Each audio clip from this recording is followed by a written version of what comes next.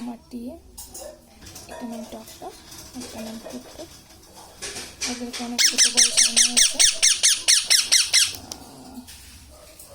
এখন এরা বেশ বড় হয়েছে।